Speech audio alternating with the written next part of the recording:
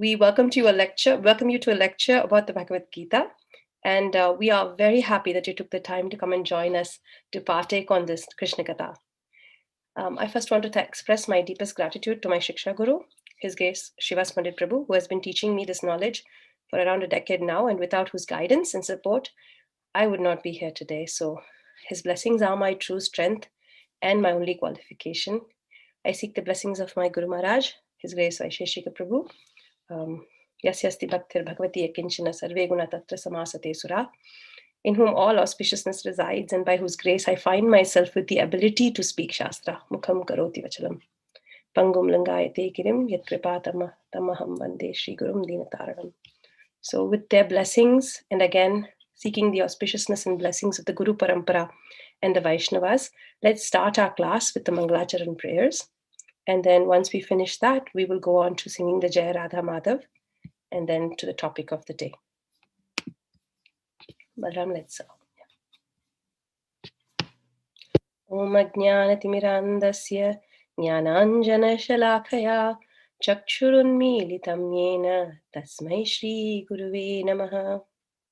Shri Chaitanya Manobhishtam Stapitam Yena Bhutale Swayam Rupa Kadamahyam Dadati Swapadantikam Vande Aham Shri Guru Shri Yuta Padakamalam Shri Gurun Vaishnavamscha Shri Rupam Sagrajatam Sahagana Raghunatanvitam Tam Sajivam Sadvaitam Savadutam Parijana Sahitam Krishna Chaitanya Devam Shri Radha Krishna Padan Sahagana Lalita Shri Vishakhan Vitamsha.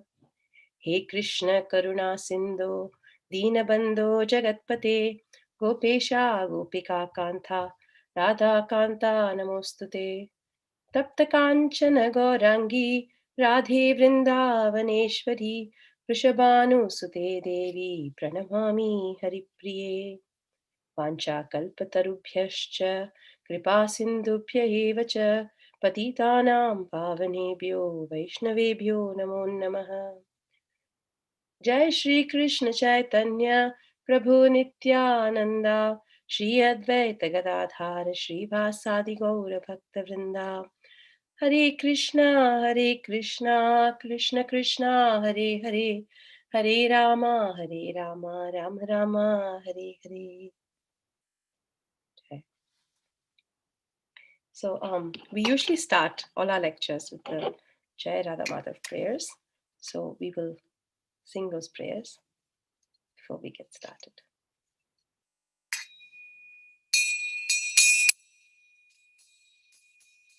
Jayo Radha Madhava Jayo Kunja Vihari Jayo Radha Madhava Jayo Kunja Vihari Jayo Gopijana Vallabha Jayo Girivaradhari Jayo Girivaradhari Jayo Radha Madhava Jayo Kunja Vihari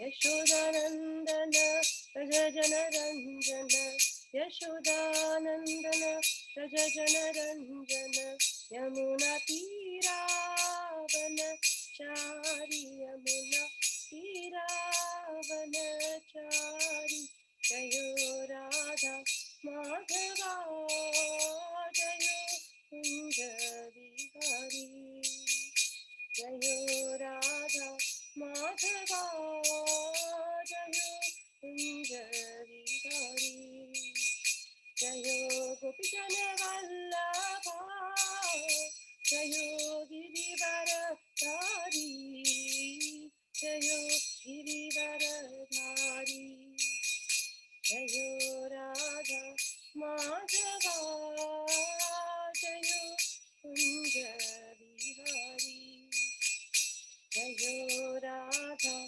Madhava Jayo Kunja Vihari.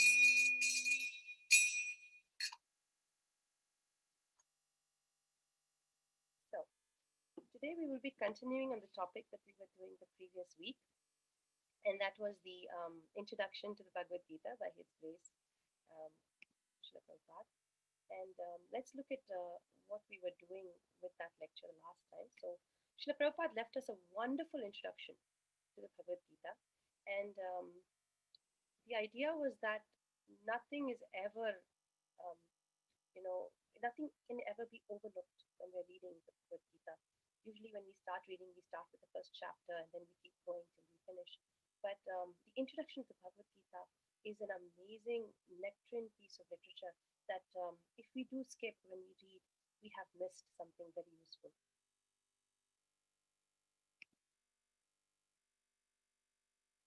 Is it okay right now? So we did a part of it the previous time that I attended. So I'm hoping that this time we should be able to finish the introduction.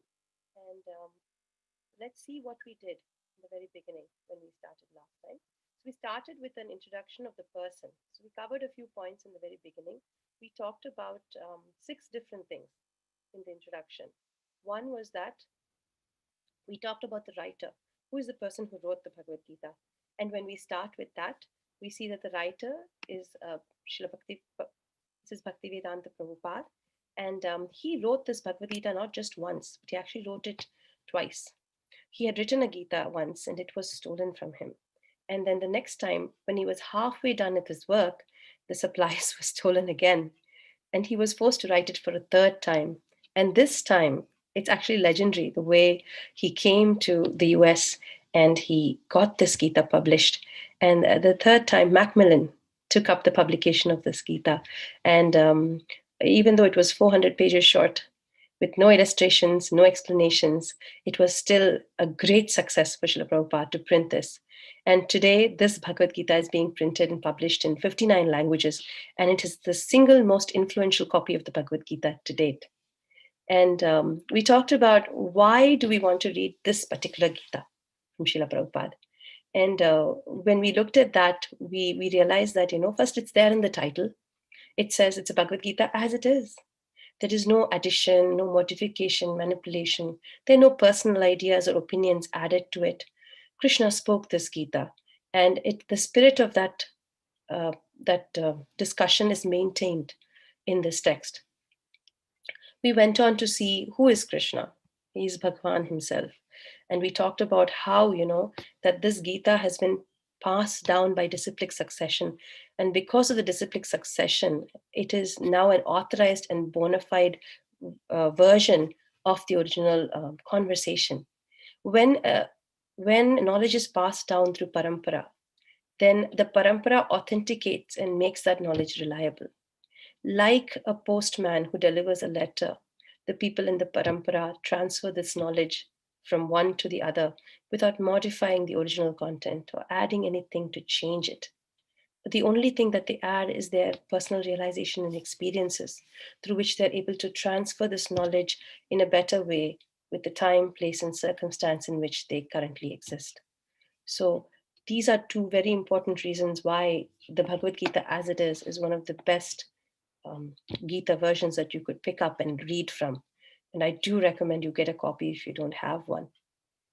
We looked at the other point, which is who's speaking this, and this is Krishna. And we look at who's the other person receiving this information, and this is Arjuna.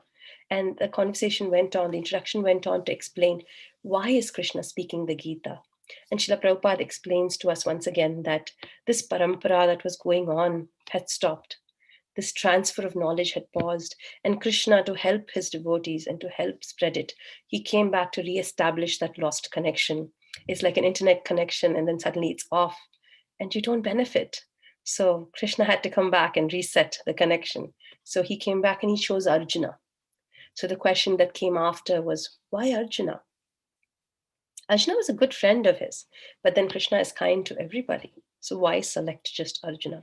Srila Prabhupada explains to us very nicely that he chose Arjuna because of 3 reasons.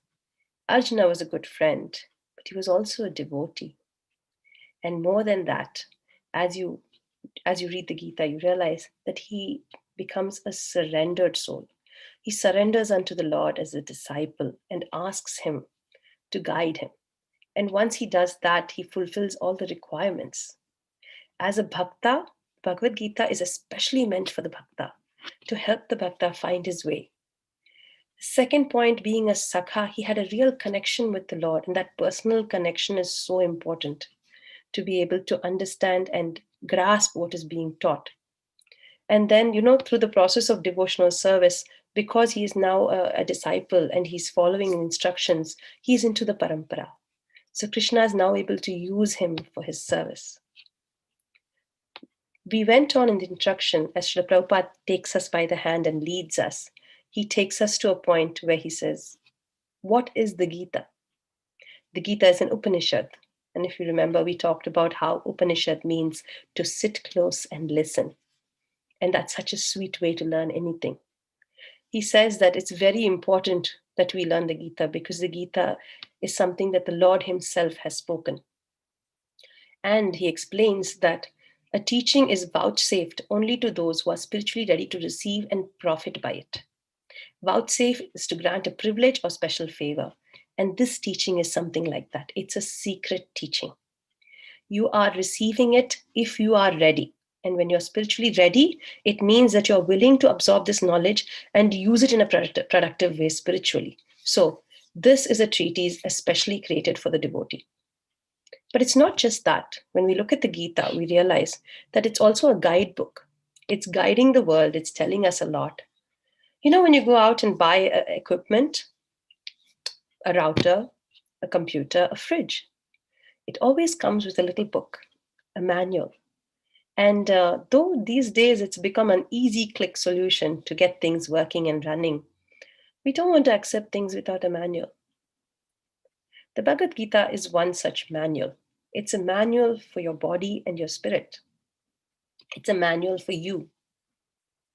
Imagine we are living our lives in this world where we are finding our way around and trying to understand how we are interacting with the world around us. And unfortunately, we don't even have the manual that tells us so much details about who we are and what we can do. This manual is so important for us because knowing what we are and what our features are, how to use this specific equipment optimally, and to take the best advantage of what I'm having with me is the only way to make a product work well and to achieve the end, which is for us in spiritual context to go back home, back to Godhead. So it's so important to be able to do that, have a life manual. There's another question that I was thinking about from what we did last time, and that was, why do I want to read this Gita? A lot of people tell us that, I'm fine. I'm a good person. I do my work. I take care of my family. I don't have any, I don't cause any trouble. I don't cause any negative interactions. I'm a law-abiding citizen. Why do I have to worry about all this? Just live my life. And I was thinking that just like we have material laws, we have spiritual laws. And there are rules and regulations about things that we should and shouldn't do. If we're in a new place and we forget to learn the rules and regulations, like when we drive a car, every country, it's a different way and a different method of driving. If we don't take the time to learn the rules and regulations of the place we stay and, the circumstance in which we are at, can we just tell the cop that, I didn't know I had to drive in this direction, so you can't hold me responsible? I don't think that would work. And in the same way, spiritual laws are also like that. The laws of nature are very stringent. The material world is guided by certain principles and regulations. And it's very important for us to get to know what they are. And the Gita gives us, it's a law book. It tells us if you do this, this will happen. If you don't do this, this will happen. And better for you that you know this, because then you can use the world and the body that's given to you in the best possible way. Not knowing the rules and setup of the material world doesn't exempt us from our mistakes. We will still suffer. So why not take the Gita and learn from it? There's another point that I really liked that I read in the Gita Subodhini by His Grace Gauranga Darshan Das. And he was talking about how in a rainy season, when you have a muddy path, people avoid walking through it. And what happens over a few months is that muddy path starts to grow grass. And after some time, the path is no longer visible. When we as a generation choose not to read our scriptures and our books, we allow the grass to grow over it, and the coming generation fails to find their way. It is so important to keep not just the parampara going, but for every generation to take the responsibility of keeping this knowledge alive and well for the next. Otherwise, the next generation will not have a path to see. And I think that along with all of our other responsibilities, this is also a very important responsibility that we should take up and do. The Acharyas have given us a roadmap. They draw us pictures of the spiritual world. They tell us in so many ways that, Goloka looks like this, and Vaikuntha's like this, and the Lord interacts like this. And a lot of it comes from their personal realizations and all their knowledge. It's a gift. It's a map. If somebody told you that you need to find your way from here to Los Angeles, but I can't give you any directions, it would be really difficult for us to make that journey.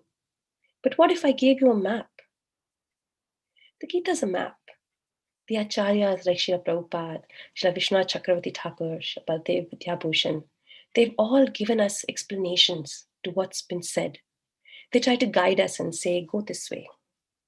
Aim your attention in this manner. Try to understand it in this format.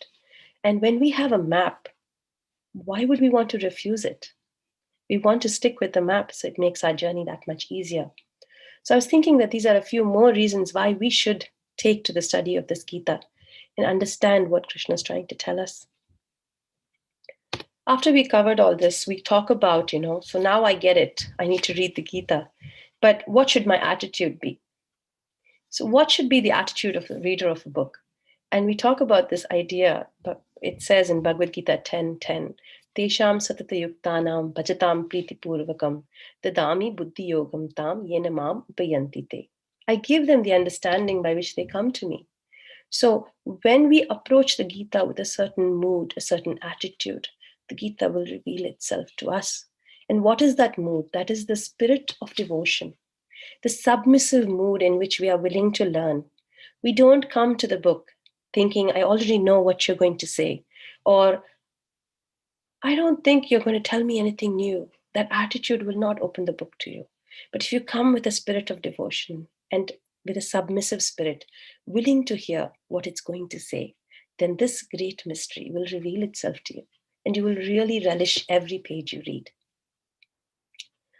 It's very important. Why did I spend so much time covering these points? Is that, I felt like it's so important, especially in this generation, for people like me and the coming generations. We want to know why we do things. It's not just enough that we're instructed to do it. And knowing why we do is something ISKCON teaches us from the very beginning. It encourages this concept of knowing and doing. It recommends it. The Lord himself in the Gita recommends it. He says, Pariprashnena sevya. When you come, ask questions, serve through questions. Use your intelligence to understand. Ask and you shall learn. So it's so important that we should read this Gita with that attitude that, let me be open-minded. Let me be submissive to the message in the Gita. And from that, I will be able to build on my understanding and learn to get where I need to go. Let's look at the contents now. The Gita breaks up into 3 parts. The first 6 chapters talk about Karma Yoga. Then from 7 to 12, we get Bhakti Yoga, the essence of devotional service. The conversation goes to surrender and how we should completely surrender to the Lord. And then from there, it moves on to Jnana Yoga from chapter 13 to 18, where it talks to us about how to understand certain parts and components and more into detail on knowledge. So let's get back to the point where we left Srila Prabhupada's introduction. We left it around page 15. That's where I left it last time. We went through a lot of topics when we did that, We started with the 5 main truths, the 5 main groups. We covered Ishvara, who is the Lord, what is his nature, what are his qualities. We went on to talk about us, the jiva, the little soul trapped in the material body. What are his qualities? What kind of a person is he? And then by doing that, we talked a little about the interaction between the jiva and the Ishvara. What's common in us, what's not. How do we relate? We went on to understand Prakriti, which is material nature. We looked at Prakriti and tried to understand how is Prakriti different from us? Understanding the superior and the inferior, and understanding how, even though we have nothing to do with the material world, why is it that we get attached to it? Why is Prakriti able to come and overwhelm us like that? We talked about the fourth important element, which is time, Kala, how time is a reflection of so many things. And then the last one was karma, how our actions affect everything that we do, affects what will come, and how our journey will end. Prabhupada did all this, and this is a huge information that we've covered. And Prabhupada goes through it like really beautifully fast in the first 5 pages, and he gets to consciousness. Then he says, now that you know these are the main elements, try to understand consciousness. Who is conscious? And then he explains there are 2 types of consciousness. One is the supreme's consciousness, unlimited, unadulterated. And then there's our limited consciousness. He talks about the 2.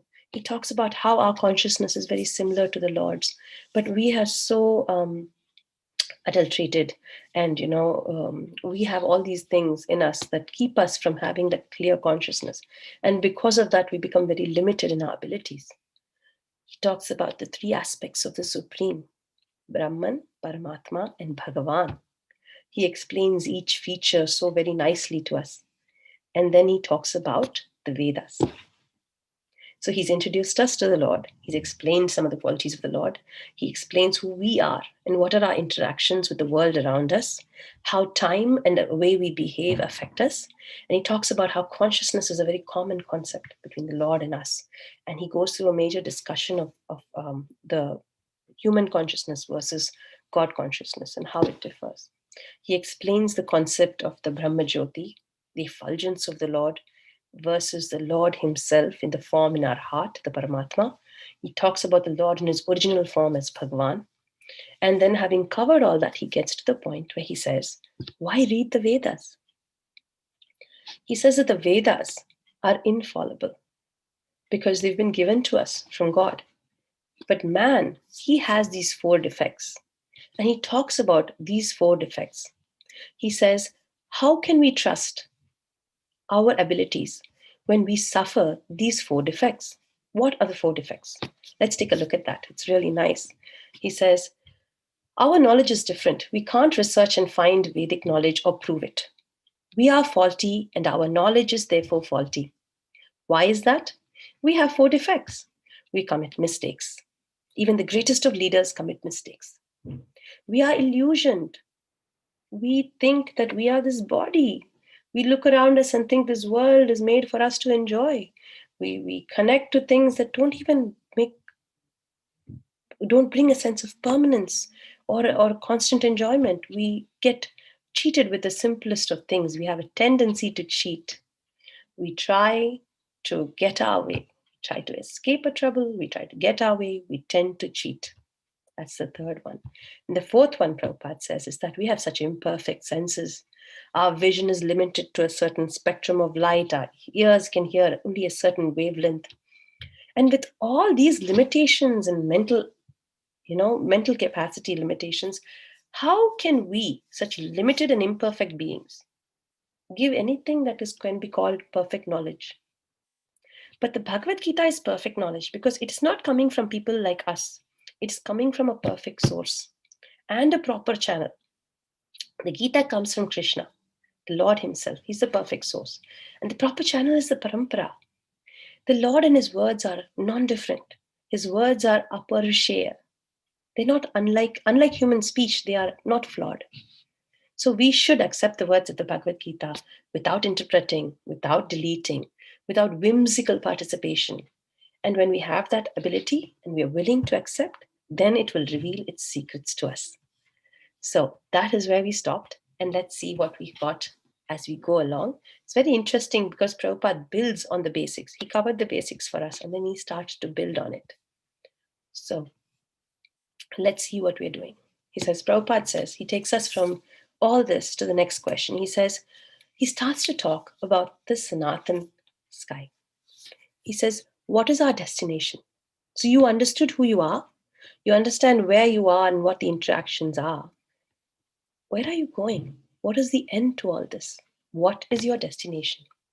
And Prabhupada explains very sweetly. He says, beyond this material sky is another sky, an eternal spiritual sky. Beyond the material world is a spiritual world, which is Sanatana, eternal. We are Sanatan, and so is the Lord. And the reason we are eternal is because we come from Him. We are His sons. All types of beings come from the Lord, because He explains in Bhagavad-Gita 14.4, Sarvayonishu Kaunteya Murtaya Sambhavantiya Tasam Brahma Mahadyonir Aham Bija Pradhapita. He is the life-giving Father of all the living things. The Lord comes back to the world to claim His sons. He returns to take them back to the spiritual world, and He does that by trying to awaken within us an awareness of our eternal duty, our Sanatan Dharma. Sanatan Dharma also means eternal occupation. So when we think about that, it's a bit confusing. How can I have an eternal occupation?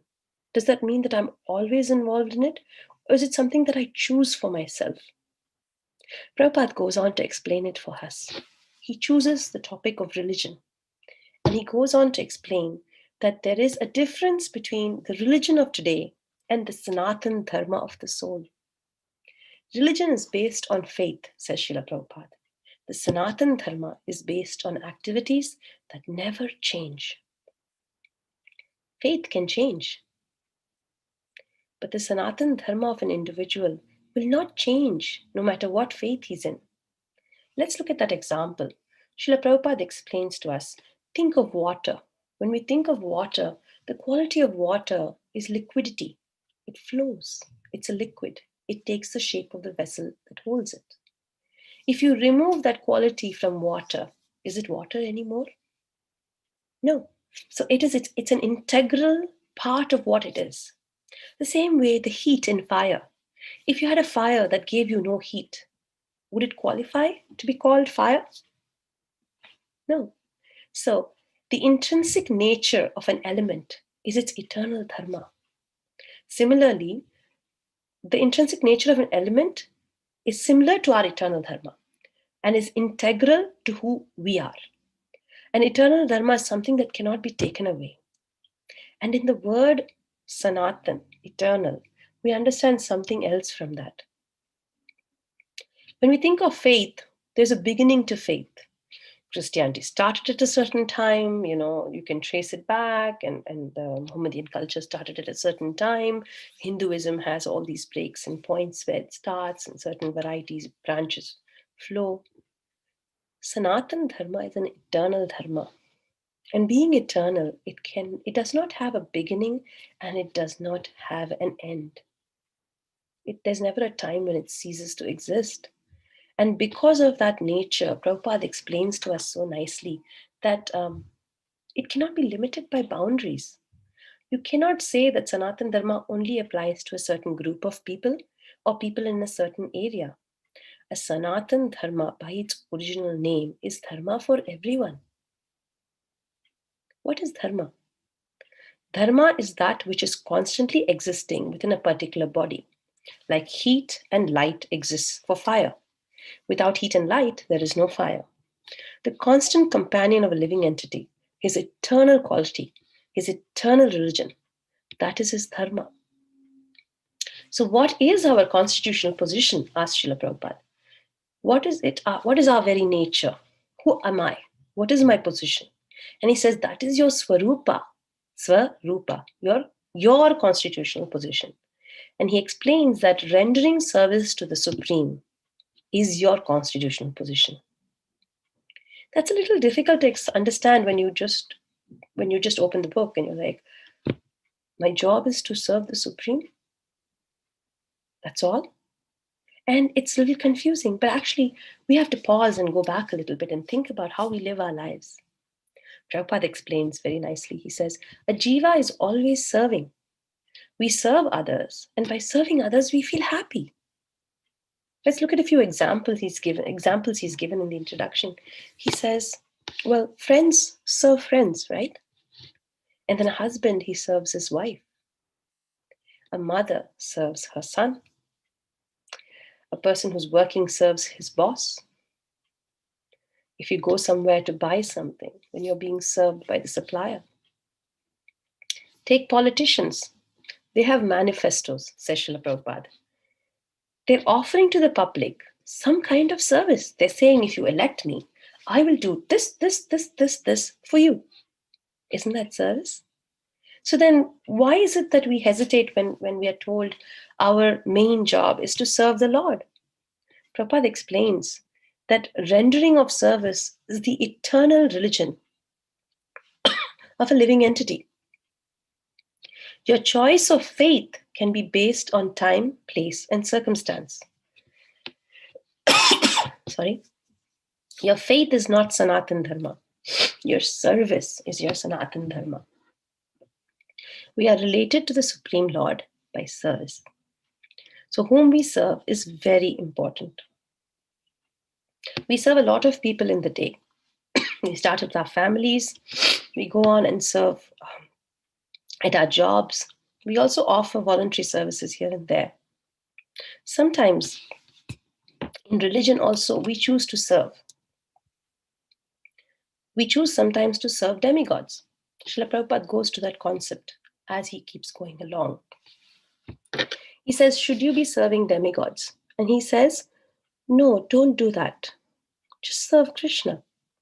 So the question is, why should we not serve a demigod? And he explains that by saying, service to a demigod is usually motivated by a motive of lust. We want something. It's an interactive exchange where I do something and you give me something back.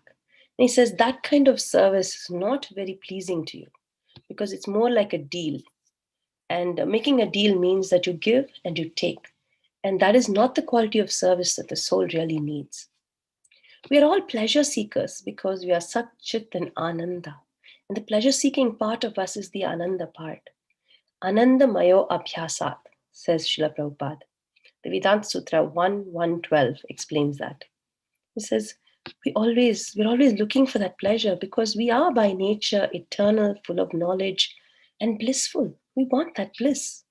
But that bliss is not going to be available to us when we serve these temporary attachments, these temporary combinations of relationships and things that we have created for ourselves with this body.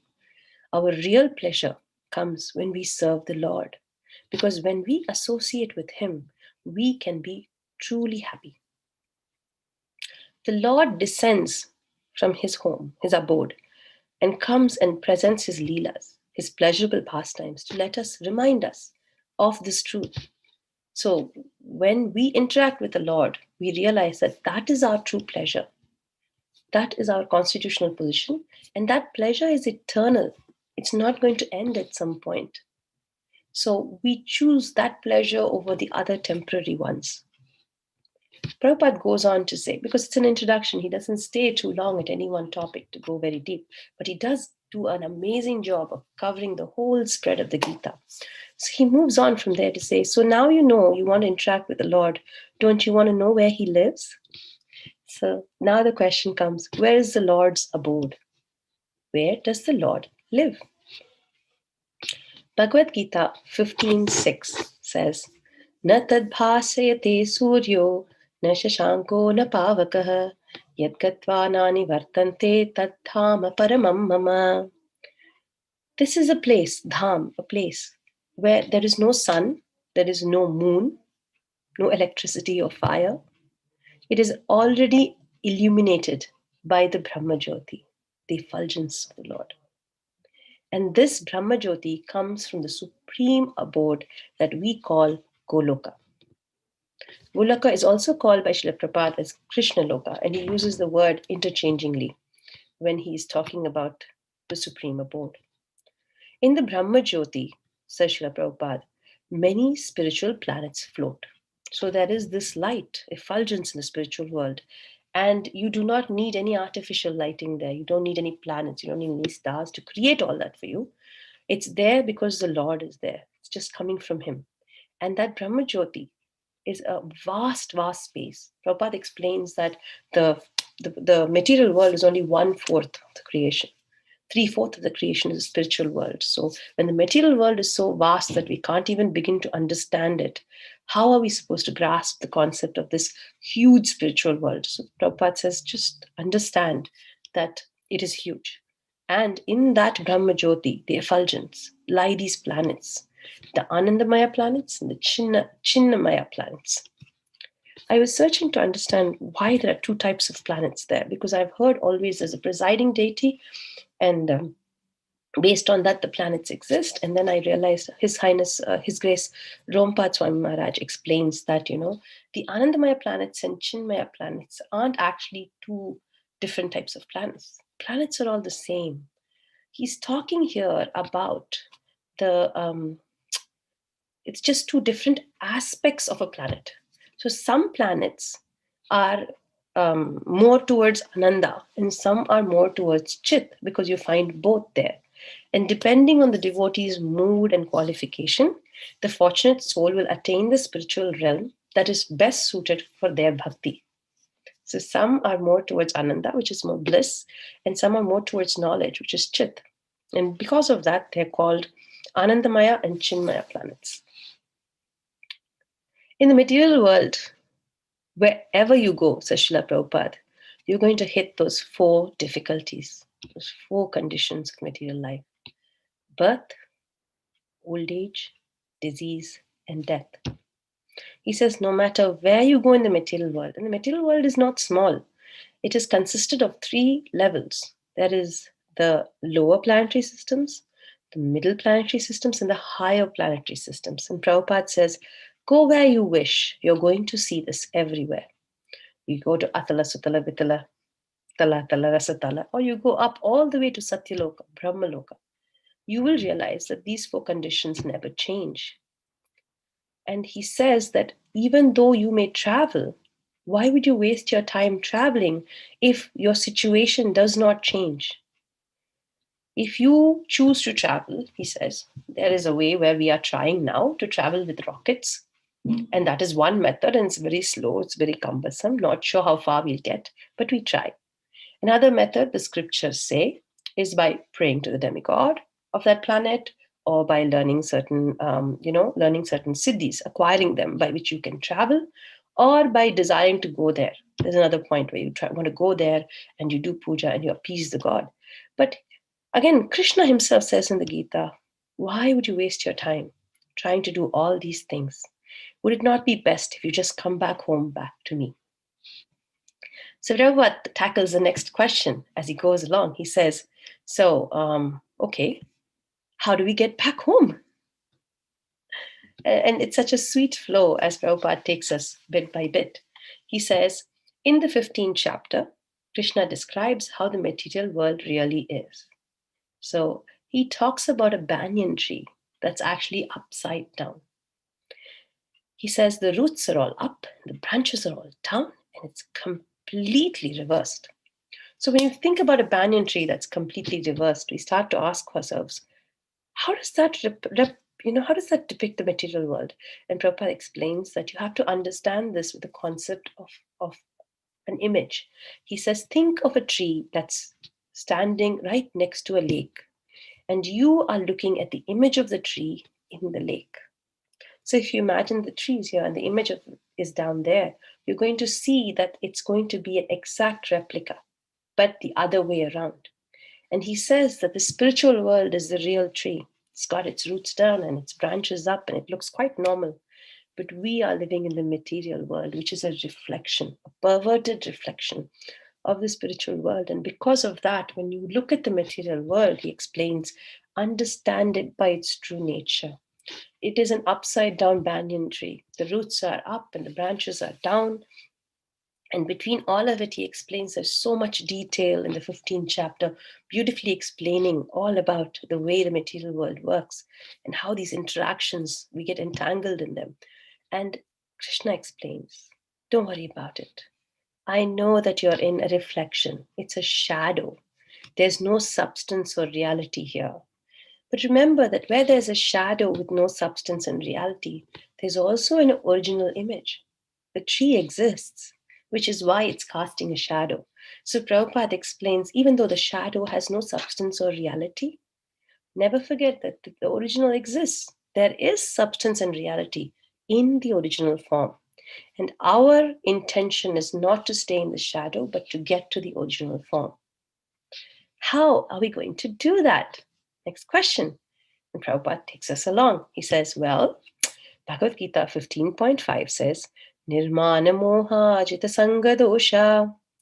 Balram, do you think you'd be able to open that verse for me? Bhagavad-Gita 15.5.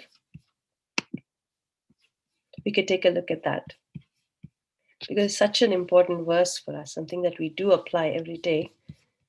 Do you think you'll be able to pull it up?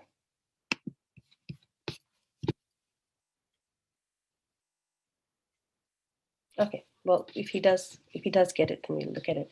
Well, that verse, he talks about, Prabhupada explains that verse so sweetly in the introduction. He says, we are all after some type of designation. What does that mean? It means, if you think of yourself at this moment in time, then I have a name.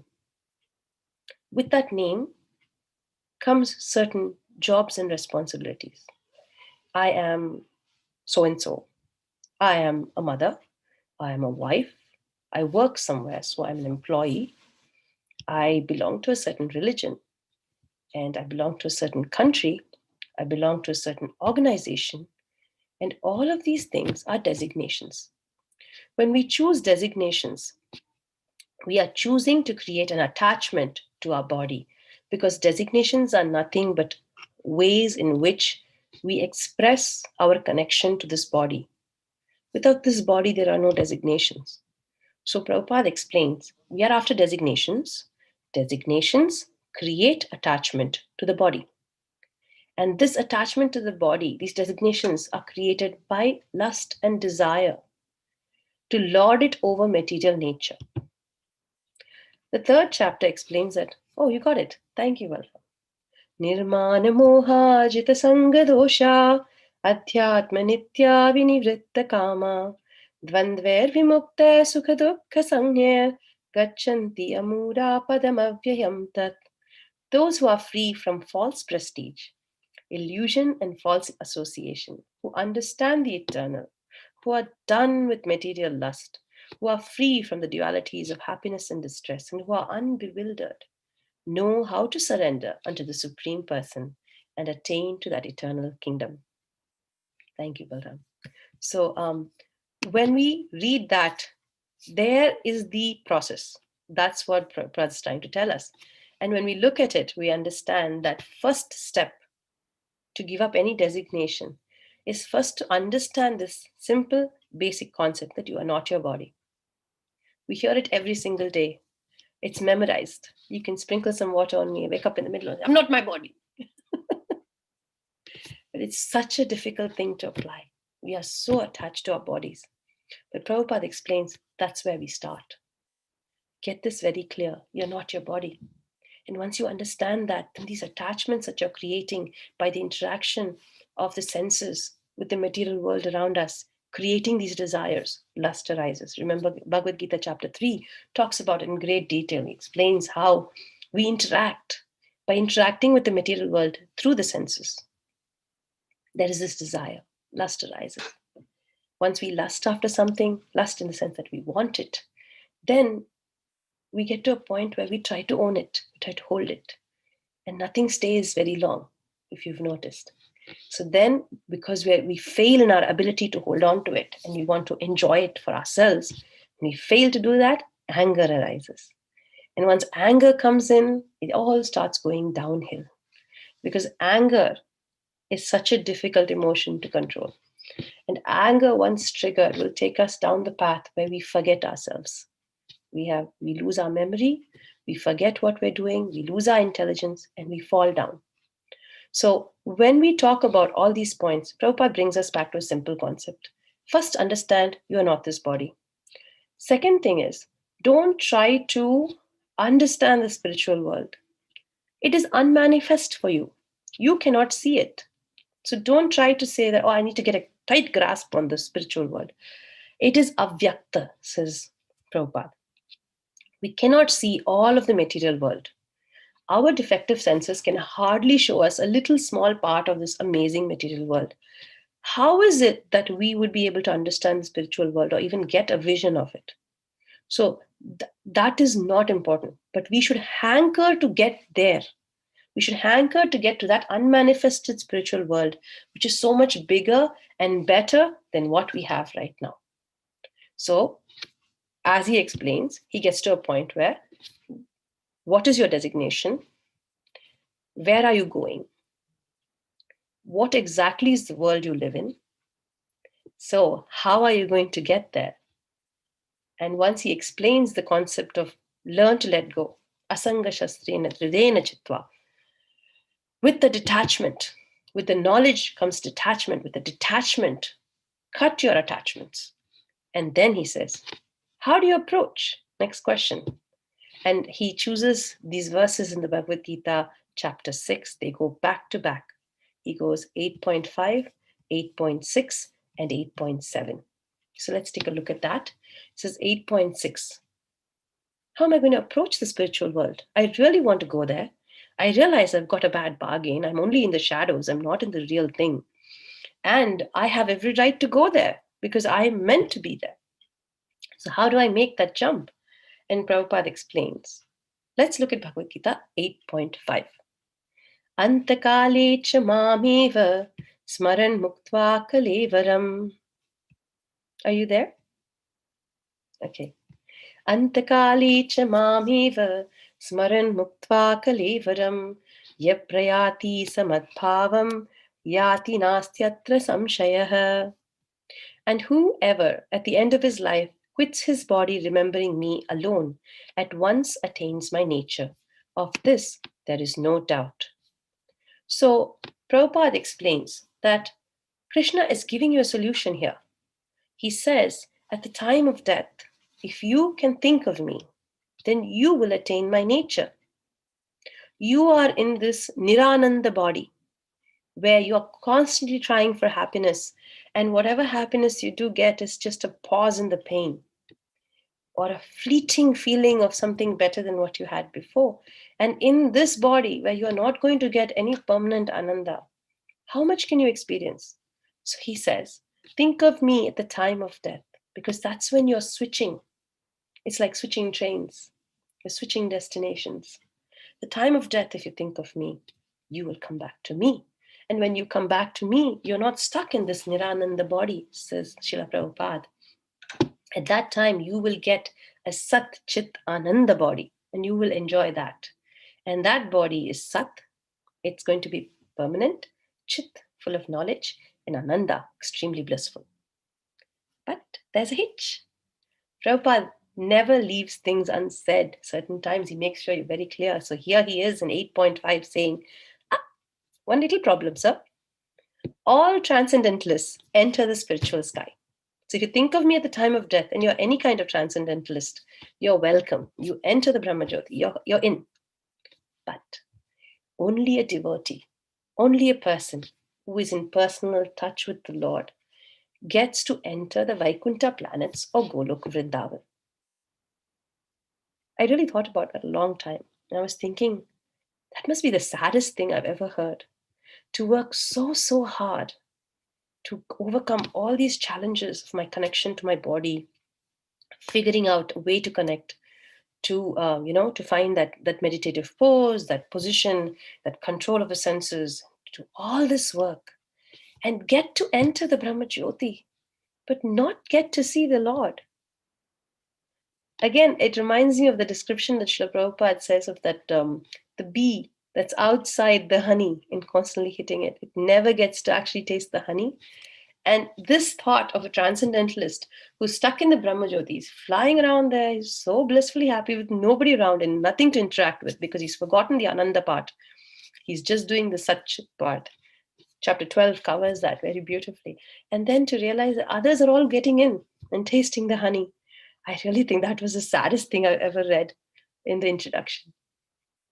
But Prabhupada very clearly explains, you need to be a devotee to really get to taste the honey. Otherwise, you're just going to get cheated. He goes on to the next one, 8.6, where the general principle behind this concept is very clearly explained. Let's see 8.6.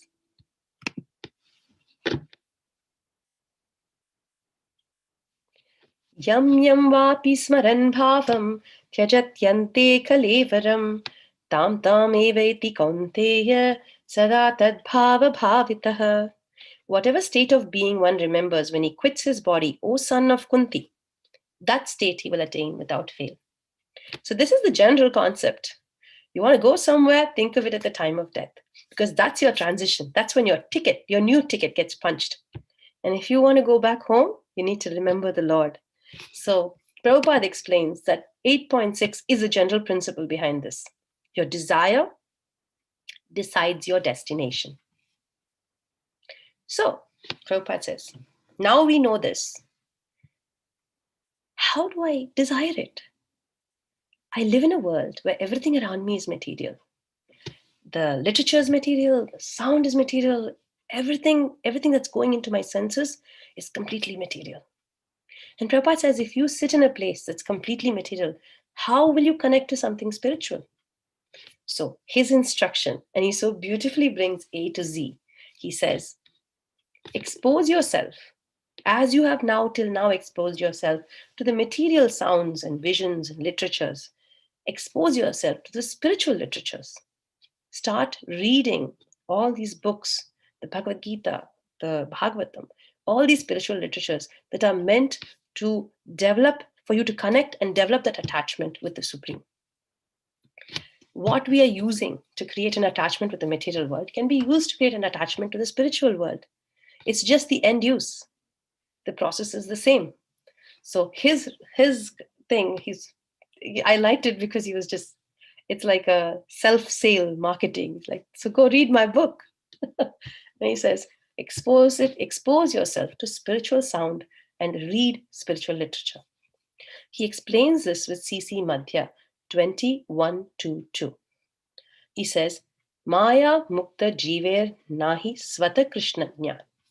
Jiver kripaya koila Krishna Veda Puran. So let's look at CC Madhya. We can look at the translation for that verse. What's the number, Madhya? You forgot. Oh, sorry. CC Madhya 20.122. Thank you. So the conditioned soul cannot revive his Krishna consciousness by his own effort, but out of the causeless mercy, Lord Krishna compiled the Vedic literature and its supplements, the Puranas. So he says, it's been given to you. The answer is right there, but you're not seeing it. Krishna already gave you the Vedic literature and the Puranas, and using that, we can build on it. If we expose ourselves to that literature, then this ability to think of the Lord, to always think of him, to connect to him, will develop. And in that way, we will fulfill the first criteria, 8.5, that at the time of death, I will think of him. And because of 8.6, that what I wish for, what I desire becomes my destination, I will go back home, back to Godhead. So Prabhupada goes on to wrap this up, and we're hitting almost the end of the introduction at this point. Prabhupada explains to us that in 8.7, Balaram, let's take 8.7. That's the last one in this 3 series that he covers. He says, Tasmat sarveshu kaleshu mam anusmara vidyacha. So he's giving Arjuna instruction. He says, Tasmat sarveshu kaleshu mam anusmara yudyacha mayarpita mano buddhir mame vaisyasa samshayah. Therefore, Arjuna, you should always think of me in the form of Krishna, and at the same time carry out your prescribed duty of fighting. With your activities dedicated to me and your mind and intelligence fixed on me, you will attain me without doubt. That is the essence that Prabhupada is bringing us back to. He says, in so many ways, he's covered a lot of other points that we never got to cover here. He says, it's all about love. Develop a strong sense of love because it's very, very necessary. We don't need to develop it by giving up everything. Stay in where you are now, but develop that love for the Lord. Work.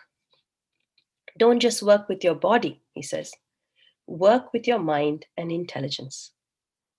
When you know why you're working and you're clear about what you're working for, then the same activities, he's talking about Yukta Vairagya, he says the same activities are being carried on, but the consciousness with which you're doing them changes. And that is the art, the secret of staying absorbed in Krishna all throughout. It's not hard, says Srila Prabhupada. You can get started and do this. It's a simple, straightforward process. And the end result that Krishna is saying is, find a way to always think of me. Keep me in your mind and thoughts. Try to serve me. Think of me. Ma manusmara yudhyacha.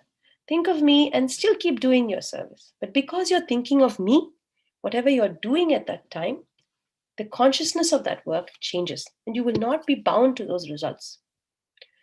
It is not hard, says Srila Prabhupada.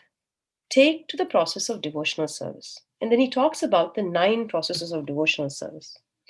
So, when we do the 9 processes, he says, we will slowly develop an attachment to doing the service and the person for whom we do the service. But Prabhupada puts a caveat emptor. He says, yes, you need to follow the 9 processes and you need to listen very carefully to spiritual knowledge being told to you. But make sure you're taking it from the right source. So there he puts in the need for guru.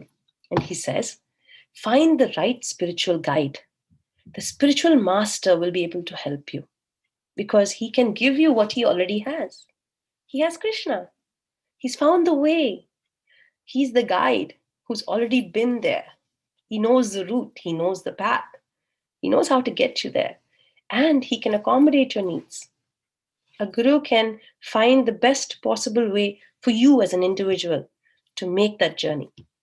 So he says, find the right spiritual guide, the spiritual master. Once you find him, and remember, you serve him with humility, ask your questions with sincere devotion and interest, and find that way to serve both the master and Krishna. And then you will get attached to bhakti yoga. You will start your bhakti. And when you take to bhakti and think of the Lord, accept him as the summum bonum of your life, and you work with that in your mind, you will attain me, says Krishna. There's no question about it. Giridhar, right? We will take Bhagavad-Gita 9.32-33 because Krishna is giving us, the free pass, remember? Like when you go to the park and you want to do all the rides and you get a fast pass that gets you through. Like that, sometimes you go in and you don't have a ticket, like they give you a free pass.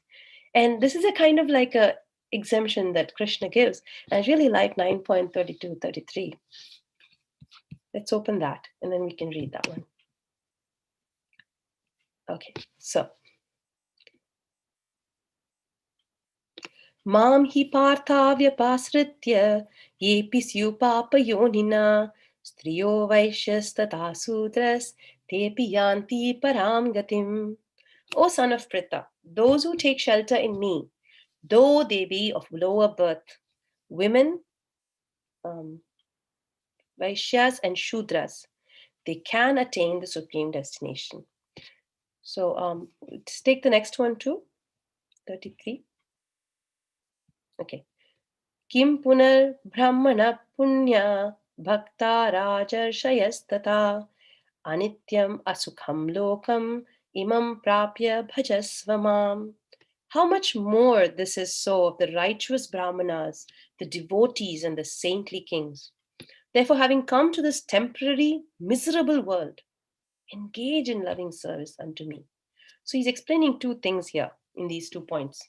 One is, I'm not stopping you. I'm not asking you to have extraordinary qualifications. I'm not raising the bar so high that you can't get there. It's okay. You may not be a Brahmana. I'll still accept you. I'll still give you passage. Just commit to doing these things. Love me with your heart. Think of me with your mind. Serve me with your body and intelligence. And if you commit yourself to that service, then you are eligible just as everybody else. And he explains in the second one that if I can offer this to those who don't even qualify to the level required, oh, righteous brahmanas and devotees and saintly kings, how much more so is this applicable to you? Which means basically, get started. What's stopping you? He says, having come to this temporary, miserable world, says Krishna, engage in loving service unto me. Sometimes he asks this question, like in the chapter when he talks about his opulences, and this question sometimes the kids say, why is he bragging so much about himself, Mom? It's like, wow. Or, why is Krishna like telling you, oh, I'm so this and that and this? Isn't he showing off? And then Prabhupada explains very nicely when we read the purport, said, no, he's not. He is all that and more. He has unlimited opulence.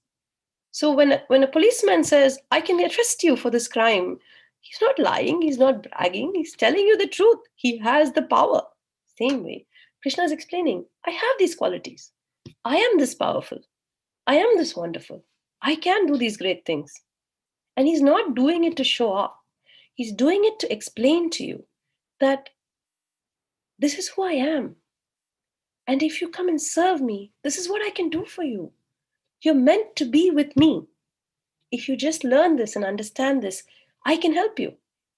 We always say that it takes two. Remember with the story of how Yashoda Maya is trying to tie Krishna, and there's always two fingers short, and we're told by the acharyas and by our the Vaishnava preachers that the two fingers is one is your effort, and the other is Krishna's mercy. So like that, Krishna is telling us that I can do all this for you. I can give you all these exemptions, but you got to try. Put in your effort, and then we can get to the result. So that's how Prabhupada wraps up the introduction. He says, in the end, it's all about learning to use your mind and intelligence to serve the Lord. Find your way. Study the Gita very carefully. And by doing that, you will be able to understand in a much better way what is the right process of living this life. Prabhupada wraps up with the glorification of the Bhagavad-Gita. He gives us these beautiful 7 verses glorifying the Gita. And Vaisheshika Maharaj stresses on this point every time he talks about it. He says, we have this very nice thing going on, which is a chapter a day. And he always reminds us that you need to take your inoculation before you leave the house in the morning. Finish your chapter a day. Because when you worship the Lord with your mind and intelligence by reading the Gita, you've done devotional service. And by doing that, you have kind of inoculated yourself from the impact, the bombardment that the material world is going to do on you the moment you step out of the door. Those who do this regularly know the difference the day they don't and they step out. You feel susceptible, you feel vulnerable. The things that are happening around you impact you so much more. But when you read the Gita, it has this huge impact because the more you read it, the more you connect. And if you read it with that attitude that Prabhupada explains in the beginning, the Gita opens itself up to you. It takes you in and guides you, protects you from all the influences of the mad, overwhelming, demanding world around you. Let's look at the Gita Mahatmya. It was written by His Grace Adi Shankaracharya, and who was a form of Shiva. And in this, he explains so beautifully the benefits of reading the Gita.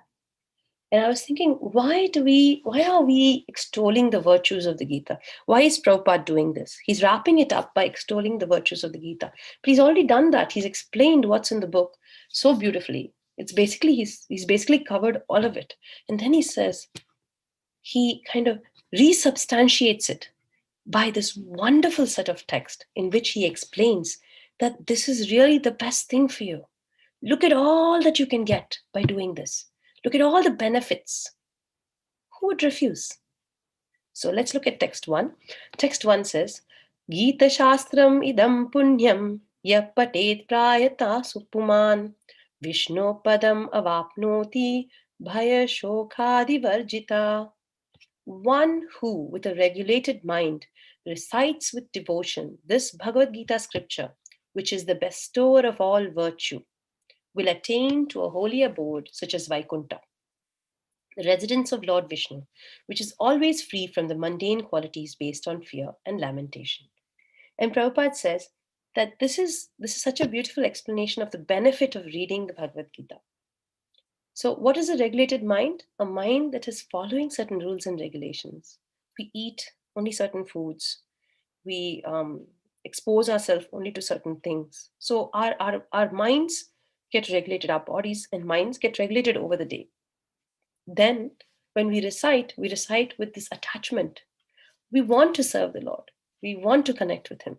And that devotion triggers this combination of a regulated mind with a devotion in our recitation, triggers this bestower of all virtue, this Bhagavad Gita, to give us the blessing of an abode in the spiritual world. Text 2. Gita Dhyayana Shi. Yes. You have the verses? You want to play that? Okay. Sounds good. Let me move it up. गीताध्यायनशीलस्य प्रणयाम परस्य च नैव शान्तिः पापानि पूर्वजन्म कृतानि च. If one reads Bhagavad Gita very sincerely and with all seriousness, then by the grace of the Lord, the reactions of his past misdeeds will not act upon him. So he says, remember he said, read it very carefully. He says that before he starts this. He says, read the Gita very carefully. It's a transcendental text. It can really help you. And he explains it here with the second verse. Shankaracharya explains it. He says, if you read the Gita very sincerely, with all seriousness, then the Lord will give you his grace. And by his grace, because of the performance of devotional service, your past misdeeds will not come in and act upon you. Text 3. Maline mochanam pumsam jalasnanam dine dine sakrit gitamrita snanam samsara malanashanam. One may cleanse himself daily by taking a bath in water. But if one takes a bath even once in the sacred Ganges water of the Bhagavad Gita, for him the dirt of material life is altogether vanquished. This is very important because when we expose ourselves to the Gita, Gita is kind of like radioactive. It's constantly bombarding you with these blessings that you don't see. It has an impact on you. A lot of people read the Gita every day, but then, like everything else that we do, chanting, Shastra reading, stuff, it's very difficult to see the impact on a consistent basis because it's happening in a very subtle level. It's radioactive. But staying within the vibration, keeping it going is the most important part of our service. And who else can tell us than the great Shankaracharya? Because he, by his writing these texts, he is again reaffirming the truths that Srila Prabhupada is explaining in the beginning. Prabhupada is reaffirming the truths with Srila Shankaracharya's texts. He says, Gita Sugita Kartavya Kim Anyay Shastra Vistare Yas Svayam Padmanabhasya Mukha Padmam Vinishrita. Because Bhagavad Gita is spoken by the Supreme Personality of Godhead, one need not read any other Vedic literature. One need only attentively and regularly hear and read Bhagavad Gita. In the present age, people are so absorbed in mundane activities that it is not possible for them to read all the Vedic literatures. But this is not necessary. This one book, Bhagavad Gita, will suffice because it is the essence of all Vedic literatures, and especially because it is spoken by the Supreme Personality of Godhead. Remember the very beginning we read that, the Lord and his words, his actions, his paraphernalia, they're all the same. And that's what this verse is again highlighting, that because the Lord himself has said it, it's good enough. You don't need to go looking and hunting for more and more support systems. This one ticket will get you home. This one book, Bhagavad Gita, will suffice because it is the essence of all Vedic literatures.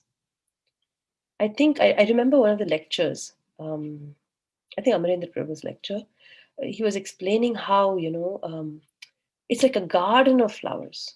The Vedas are like a garden of flowers. And then all these Upanishads are like the actual flowers on the bushes. And then the Gita is like a garland of flowers.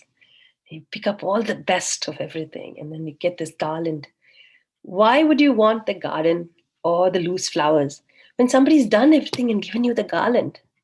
And that's what the Bhagavad Gita is. And that's what this verse is highlighting, that you've received this one book and that's all you need to do. And remember that this is Kali on top of everything else. It's so difficult to stay focused, to stay calm without getting agitated or disturbed. So difficult to retain because memory is so low. Why do you struggle? He's given you a Sarva Roga Nivarani, one treatment that solves all your problems. So that is the Bhagavad Gita. Let's see text 5. Bharatamrita sarvasvam Vishnu Vaktrad Vinishritam Gita Gangodakam Pitva Punarjanmana Vidyate. By drinking the Ganges waters of the Gita, the divine quintessence of the Mahabharata emanating from the holy lotus mouth of Lord Vishnu, one will never take rebirth in the material world again. Jai. In other words, by devotionally reciting the Gita, the cycle of birth and death is terminated. So many blessings from just reading this one book. You can break your cycle of birth and death by going back home, back to Godhead. You can overcome all the mistakes of your past misdeeds. You can also get access to this amazing literature that is cleansing you every minute. And then, what else do we have? Sarvopanishado gavo Dogdha Gopala Nandana Partho Vatsa Sudhir Bhokta Dugdam Gitamritam Mahat. So having explained all these benefits, now Srila Shankaracharya is giving such a sweet analogy. He says, all the Upanishads, remember I told you about the garden and the flowers and the mala? So there's another one here. He says, all the Upanishads are like a cow. So they all come together and they're like a cow. And the person milking the cow is the Lord Shri Krishna, the son of Nanda Maharaj. And Arjuna is the calf. He's drinking it. And the beautiful nectar of the Gita is the milk. And the fortunate devotees of fine taste intellect are the drinkers and enjoyers of that milk. So not just Arjuna, we too can benefit from that milk, the Gita, that is coming from the Upanishads, who are considered as cows. So that is a beautiful analogy for what we are receiving when we receive the Bhagavad Gita. And in the end, Shankaracharya reiterates the most important thoughts. He says, Ekam Shastram Devaki Putra Gitam, Eko Devo Devaki Putra Eva, Eko Mantras Tasya Namani Yani, Karmapi Ekam Tasya Devasya Seva. There need be only one holy scripture, the divine Gita, sung by Lord Shri Krishna. Only one worshipable Lord, the Lord Shri Krishna. Only one mantra, his holy names. And only one duty, devotional service unto the supreme worshipable Lord, Sri Krishna. So he's reaffirming everything we covered through the introduction of the Gita. He says, now you have this. You just need one book. This is the Gita. It was sung by the Lord. He's the only one you need to worship. He's Lord Krishna. And how are you going to do it? You're going to chant his mantra. You chant his holy names. And you perform devotional service. That is your only duty. You use the mantra and you do your devotional service and you read the Gita and you're good to go. It's like a quick fix. It's like a small little, like when you have huge long recipes and you've already learned the whole recipe, you know the processes, the procedures, then you'll notice the cook will have only a small chit. And the chit has the basic information that you need to execute from A to Z. And this is that chit, the last shloka that we read, and explains very beautifully what is the essential knowledge that we need to have. So with that, Srila Prabhupada wraps up the introduction. I will wrap it up too. At the very end, after all this, he gives us a list of the parampara, explaining to us where it starts from Brahma all the way down to the current parampara now. And with that, he wraps up the introduction. It's such a beautiful way to read a book. I was thinking that and I do avidly read books. I used to do it a lot. And I was thinking that when we go to a bookshop to get a book, we usually read the blurb, which is the backside of the book. And that will tell me what the story is about. And then I've never really paused to read an introduction. I'll go straight to the chapter because now I like the story and I want to know what's going on inside. But that's not how we read spiritual books. With spiritual books, every page, every word, every sentence is important. And by reading the introduction to the Bhagavad Gita, we realize that. Because Srila Prabhupada has done that for us. He's condensed all the main features of the Gita and put it out to us in such a simple way that when we finish the introduction, we are tempted, inspired to go to the chapter and actually go through the whole book. So if this today's presentation inspires you to open the Gita, then I'm very, very happy because that's all I'm capable of doing. But I do request that if you do get inspired, then find the Guru who will give you the rose apple juice. And if I inspire you, then he will deliver you. And that will be the end of the process. So please consider that. Do go back to the Gita. It's a beautiful book. It's not a coffee table book. It's a manual. And the more we read it, the more we can absorb it. And all glories to Srila Prabhupada for giving us this. Sacrifices over sacrifices, a life full of it, just to give us this wonderful book and get us on our way back home, back to Godhead. Om Tat Sat. If anybody has any questions or comments, I'll be happy to take it. Hare Krishna, Mataji, Danvat Pranam. Hare Krishna. Mataji, thank you so much for explaining it so nicely, step by step. I was wondering, can you, I didn't have when you were explaining, I didn't have a notebook to note it. And later I realized that I should have had it because, I want the way you explained each loka, this one first, that one first. It's very easy to understand. So is it possible to get the shlokas? So I want to just reread them later again. You wanted the Gita Mahatmya slokas, the 7? No, the ones before? The way you were explaining, chapter 15 or chapter 8 and chapter that way. That's so sweet. That's not me. That's Srila Prabhupada. I'm only the postman. Yeah. Yes. So if you open the Gita to the introduction, and you go through it, it's in the same flow. All the shlokas are right there. Okay. So actually, these are the notes that I referred. Okay. And I'm just making it sound better, because we are visual people. When we see and we hear, it becomes more appealing. But then that's what I said. I'm only inspiring you to go and take the deliverance that is yours. Okay. Thank you so much. I read the introduction, but if you read the English, it's there how we say Vanchakalpa, we start with that. But so if you read, it will say, chapter 15, verse 2, or what Oh, you want those verses because it's only giving a reference to it. You actually have to go to the verse to find it. Yes.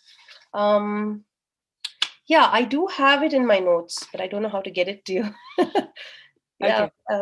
Usually if we create a PowerPoint, then that could be shared. But today we didn't do that. So, but these lectures do get recorded, Mataji. So they will come up for you in our ISV website. So if you wait a day or two, it'll pop up. Okay, sure. You can just play it when you're, doing some work and you can know. Yeah. Okay. Good. All right. Thank you, Mataji. I'm so happy. I'm just so happy to see you so inspired to read. That really makes it all worthwhile. Thank you, Mataji. Thank you, Mataji. Hare Krishna. Hare Krishna. Hare Krishna, Mataji. Hare Krishna. The way poetically you presented, it was very nice. I really enjoyed your presentation. Last time when you presented the first version, I listened it, but I did not join in the Zoom call. So today I thought I will join. So I have a question. In the beginning of the lecture, you were mentioning that there are manuals for different appliances we use. Yes. So for human body, it's a vehicle. Lord Krishna speaks in the 18th chapter, right? Yes. So we need a manual also, and Srimad Bhagavad-Gita is that manual. Now, if you actually think about other school of thoughts, even inside the Vedic, society also, not everyone will consider that Gita is the ultimate, manual for the human society or human body. So how actually we can establish the supremacy of Bhagavad Gita while actually, speaking or not offending their thought process? What should be our, mode of preaching. Actually, Srila Prabhupada is such a genius. That's why he put the Gita Mahatmya there. Because Adi Shankaracharya speaks on Advaita. He doesn't really focus on this. But he is the one who's telling us this is nothing like the Gita. If that school of thought can think the way we think, then there's nothing more to prove. It just means that the really high acharyas, the ones who really get it, get it. It's the Gita. Because Shankaracharya, actually his philosophy is Advaitam, right? It's completely different from our philosophy. But he gives us the same, it's like, he's awarding the same value, the same merit to the same text. And then how can you argue with somebody who's on your own side? For the other guy, he's basically stumped. He's not going to be able to argue because it's a same side goal. He's stuck. So that's your question is so beautiful because that shows us the genius of Srila Prabhupada. We are learners. We come to learn. We build our knowledge over years and years. But Prabhupada is the Acharya, and he is always ready. He leaves us a book that can defend itself. I don't think his Gita needs to be defended. I think that his Gita needs to be read very carefully. Because the more carefully we read it, we'll find what he's left for us in the pages of the Gita. I hope that helps, Prabhu, because I'm not very strong in other stuff, but Srila Prabhupada is. Hare Krishna Mataji, this is Ashray Madhav. Prabhu. Yeah, very nicely, very enthusiastically you explained and in that introduction. And I was just thinking about the different various verses throughout the Gita. And I think the reason why I believe Adi Shankaracharya is explaining, Gita is the only Upanishad we need is because if you look at all the scriptures, right, it's all 4 Vedas. And then each of the Vedas have a section for Upanishads. Yes. And, then it's very hard to there are a lot of contradictions in Upanishads. And so that gets resolved in the Brahma Sutra, right? In Bhagavad-Gita, there is one chapter dedicated to the topic of Brahma Sutra, and that is the chapter we are reading this month, basically, the chapter 13, right? But then Gita has many other topics. It also talks about the Buddhist philosophy in the second chapter, where Krishna tells Arjuna, even if you believe that you didn't exist before, you are not going to exist later, and manifesting now, still you should do your duty. Yes. So that may be the reason Adi Shankaracharya is saying that it is a manual which is not only superior to other manuals or other schools of thought, but it includes everything. It includes all the other manuals, and it puts all those manuals in right perspective.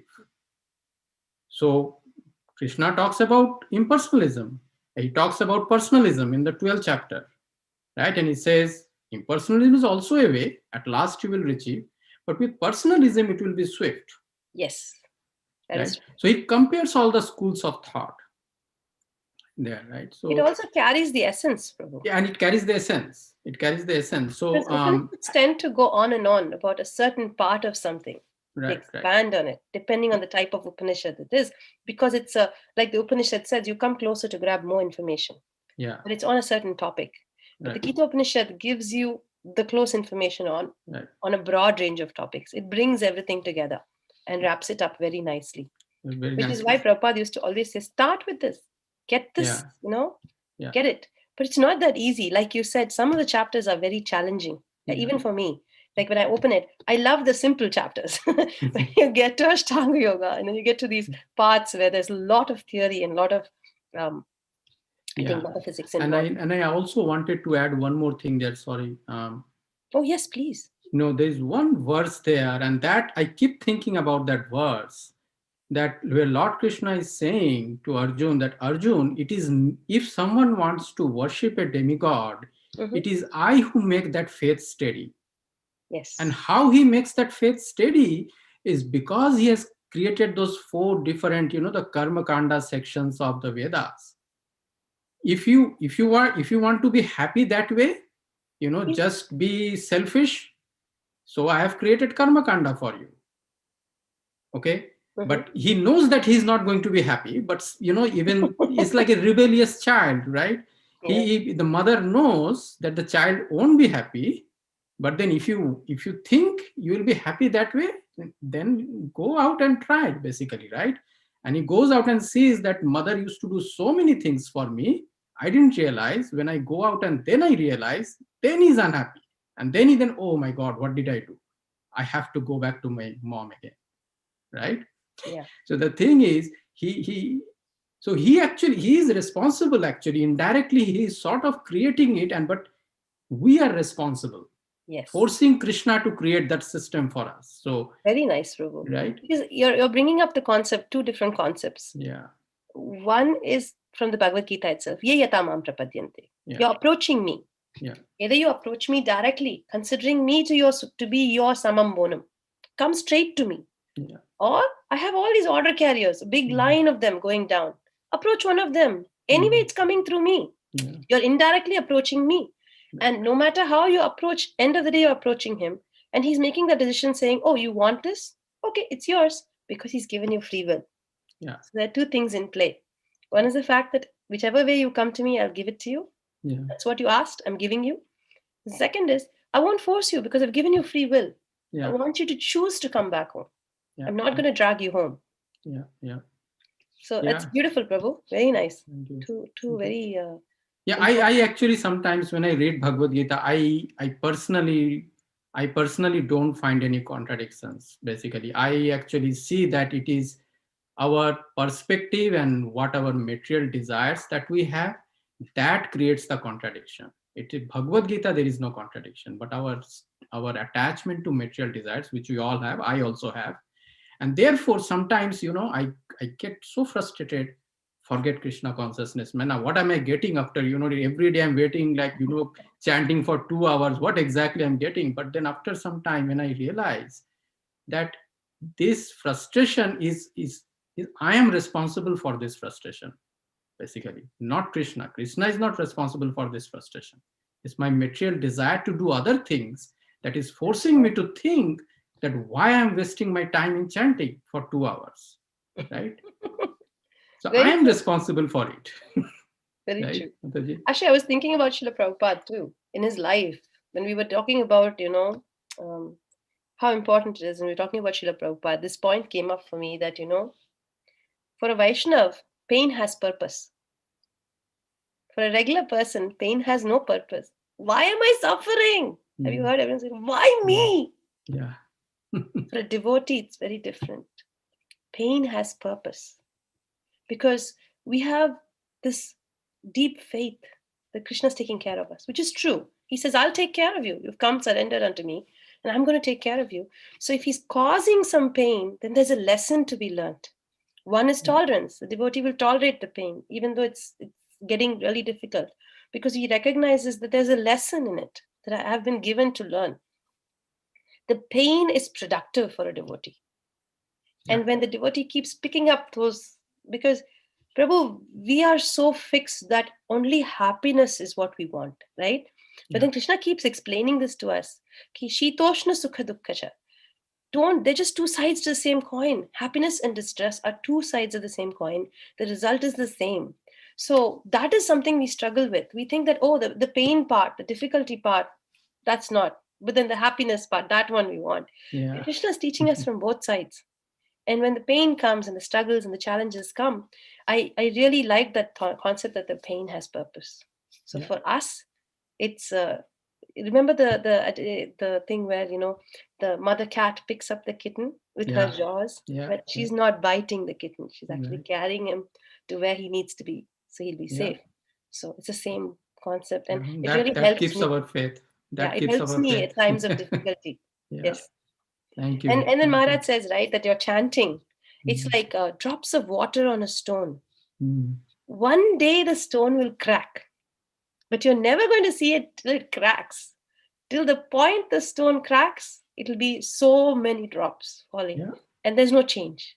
Like if you're a scientist, you look at it and say, there's no change. You need to stick at it. So Maharaj says 40 years. So that we don't argue. 40 years or 40 lifetimes, that Krishna will decide, I guess. that is your surrender, Prabhu. That's the sweetness of Yeah. your surrender, that you're saying that. And Krishna, he hears that.